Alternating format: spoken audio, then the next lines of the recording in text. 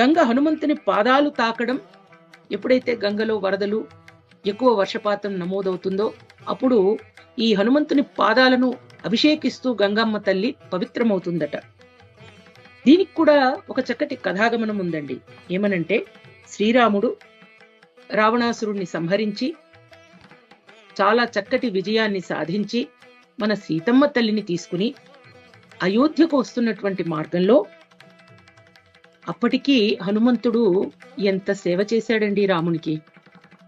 సీతమ్మ తల్లి ఎక్కడుందో చూశారు, సీతమ్మ తల్లితో మాట్లాడారు, రావణాసురుని అహంకారాన్ని అణిచివేసేటట్టు లంకాదహనం చేశారు. తదనంతరం రావణ సంగ్రామంలో అత్యంత విశేషమైనటువంటి పాత్రను పోషించారు మన హనుమంతుల వారు. ఆయనకు కూడా కొంత అలసట వచ్చిందండి. వచ్చి కొంత నొప్పులతో బాధపడుతున్నటువంటి సమయంలో అప్పుడట